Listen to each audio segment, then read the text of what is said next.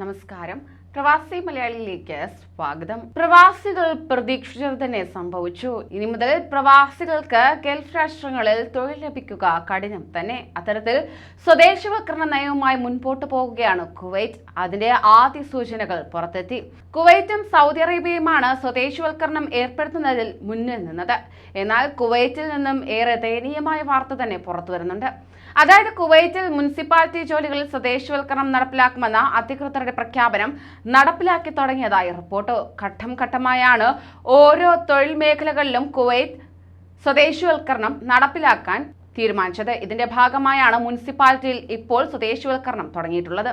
നിലവിൽ മുനിസിപ്പാലിറ്റിയിലെ വിവിധ തസ്തികകളിൽ ജോലി ചെയ്യുന്ന 132 പ്രവാസി ജീവനക്കാരെ പിരിച്ചുവിട്ടതായി മുനിസിപ്പൽ കാര്യ ഡയറക്ടർ ജനറൽ അഹമ്മദ് അൽ മൻഹൂഹി അറിയിച്ചു.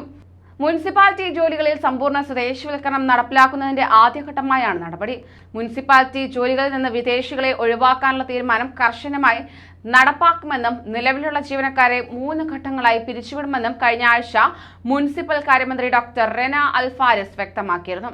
ഇതിന്റെ ചുവട് പിടിച്ചാണ് 132 പേരെ പിരിച്ചുവിട്ടുകൊണ്ടുള്ള മുനിസിപ്പൽ കാര്യ ഡയറക്ടർ ജനറൽ അഹമ്മദ് അൽ മൻഹൂഹിയുടെ പ്രഖ്യാപനം വന്നിരിക്കുന്നത്.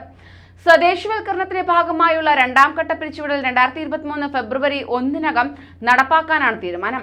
രണ്ടാം ഘട്ടത്തിൽ പ്രവാസി ജീവനക്കാരിൽ ഇത്രയും പേർ അഥവാ ആകെ പ്രവാസികളുടെ 33% പേർ ജോലികളിൽ നിന്ന് ഒഴിവാക്കപ്പെടും. ബാക്കിയുള്ള 34% പ്രവാസി ജീവനക്കാരെ അടുത്ത വർഷം ജൂലൈ 1 മുമ്പായി പിരിച്ചുവിടാനാണ് തീരുമാനം. കുവൈറ്റ് സ്വദേശികളായ വനിതകളുടെ വിദേശ പൗരത്വമുള്ള മക്കൾ, ബിദൂനികൾ, GCC പൗരന്മാർ എന്നിവരെ പിരിച്ചുവിടൽ നടപടിയിൽ നിന്നും ഒഴിവാക്കിയിട്ടുണ്ട്. ഇതിനിടെ നീതിന്യായ മന്ത്രാലയത്തിലും സ്വദേശവൽക്കരണത്തിന്റെ ഭാഗമായുള്ള പിരിച്ചുവിടൽ നടപടികൾ തുടങ്ങിയതായും റിപ്പോർട്ടുകൾ ചൂണ്ടിക്കാണിക്കുന്നു. ഇതിന്റെ ആദ്യപടിയായി തന്നെ 30 പ്രവാസി ജീവനക്കാരെ പിരിച്ചുവിടുന്നതിനുള്ള തീരുമാനം മന്ത്രാലയം അണ്ടർ സെക്രട്ടറി ഉമർ അൽ ഷർഖാവി പുറപ്പെടുവിക്കുകയുണ്ടായി. ഇവർക്ക് പകരം കുവൈറ്റി ജീവനക്കാരെ നിയമിക്കുന്നതിനുള്ള നടപടികൾ സിവിൽ സർവീസ് കമ്മീഷനുമായി ചേർന്ന് കൈക്കൊണ്ടതായും അദ്ദേഹം അറിയിച്ചു.